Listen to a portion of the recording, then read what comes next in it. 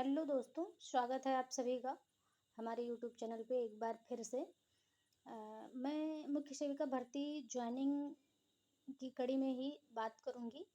आज एक बहुत ही महत्वपूर्ण एक लेटर पे बात करूंगी जो कि ज्वाइनिंग के टाइम पे ही लगता है। जैसा कि सारे डॉक्यूमेंट्स तो बताए गए, लेकिन इस लेटर के बारे में अभी तक चर्चा नहीं करी। मैंने इसलिए नहीं किया क्योंकि इसका प्रारूप मैंने टाइप नहीं किए थे और मुझे लगा कि अधूरी जानकारी देना बेकार ही होगा।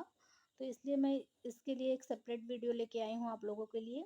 अ, आप लोग देखिए, जो भी आपके जानने में जो भी बहनें हैं उनको शेयर कीजिए, क्योंकि इस लेटर के बारे में कहीं कोई चर्चा नहीं की गई है अब तक। और सबको ये लेटर लेके जाना ही होगा ज्वाइनिंग के टाइम पे। जो भी ये लेटर लेके नहीं जाएंगी उनसे वहीं लिखवाया जाएगा। अगर आप लिख नहीं पाएंगे तो आपको टाइप कराया जाएगा या फिर अगले दिन बुला लिया जाएगा। और इस छोटी सी जानकारी के अभाव में आपका काम डिले हो, तो उससे बेहतर है कि आप खुद भी और अपने जानने वालों को भी इस जानकारी से अवगत कराएं। तो आइए सबसे पहले देखते हैं जो कल डीपीओ ऑफिस से हम लोगों को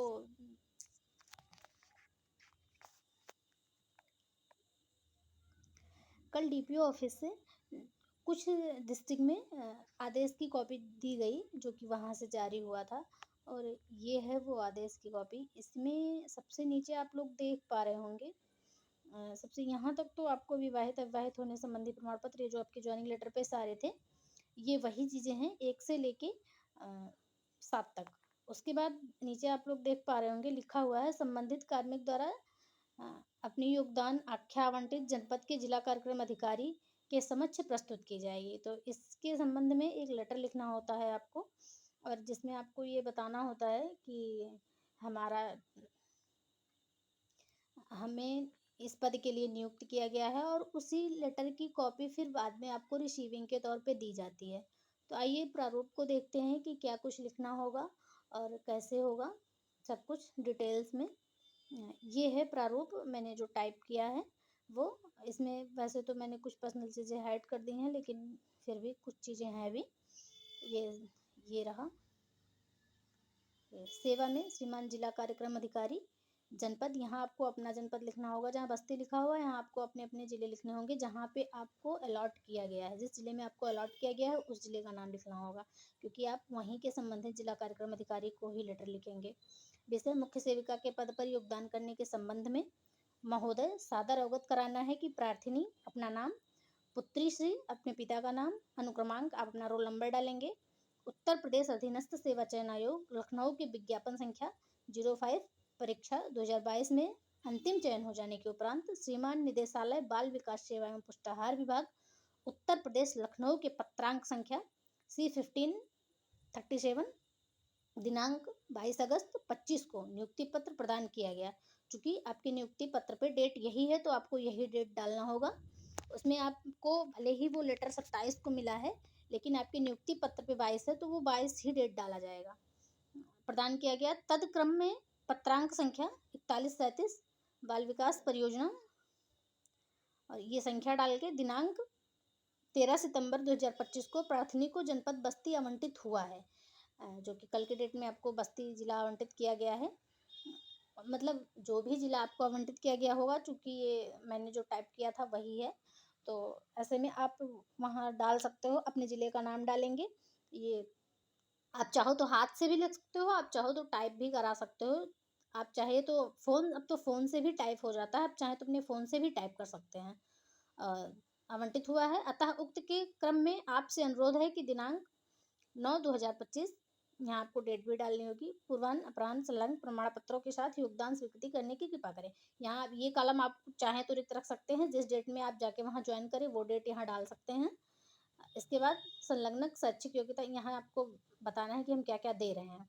शैक्षिक योग्यता समस्त अंक पत्र स्वप्रमाणित, मुख्य चिकित्साधिकारी जनपद बस्ती द्वारा प्रदत्त मूल स्वास्थ्य प्रमाण पत्र, राजपत्रित अधिकारियों द्वारा निर्गत 2 मूल चरित्र प्रमाण पत्र, चलाचल संपत्ति घोषणा पत्र, अविवाहित होने संबंधी घोषणा पत्र, ईडब्ल्यूएस प्रमाण पत्र, घोषणा संबंधी प्रमाण पत्र। यहाँ पे आपको वो डालना होगा जो आप वहाँ दे रहे हैं।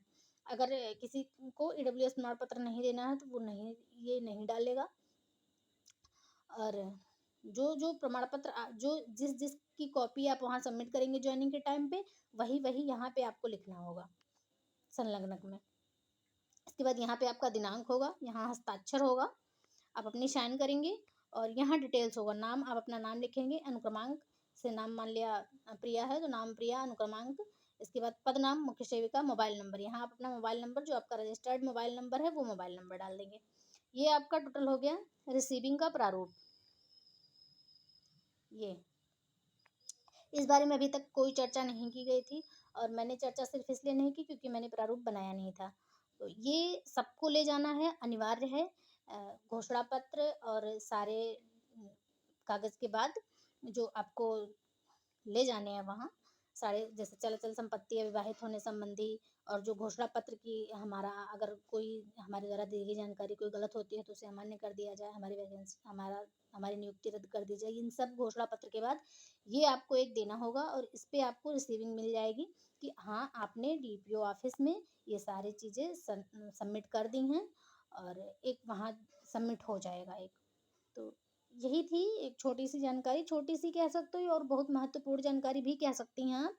ये आप चाहे तो हाथ से भी लिख सकती हैं, हाथ से लिख के ले जाइए या फिर टाइप करा लीजिए, जो भी आपको ज़्यादा सुविधाजनक लगे वो कर लीजिए। अ, मुझे लगा आप तक ये जानकारी पहुंचा देनी चाहिए। वैसे दिन में कार्यक्रम काफ़ी व्यस्त था, इसलिए इस टाइम कर पाए। आज भी अभी भी हम व्यस्त ही थे, लेकिन सोचा डिले हो जाएगा तो सही नहीं है क्योंकि काफ़ी बहनें कल जानने वाली थी। देखिए वैसे कल ज्वाइनिंग का कुछ कह नहीं सकते, बहुत मुश्किल है कि कल से ज्वाइनिंग हो, लेकिन जो लोग जा रहे हैं वो लोग जाके पता कर लें क्या होता है, क्या कहते हैं डीपीओ लोग। बाकी जुड़े रहिए, आगे जो भी जैसे जैसे अपडेट्स आएंगी आप सबको दी जाएगी। धन्यवाद।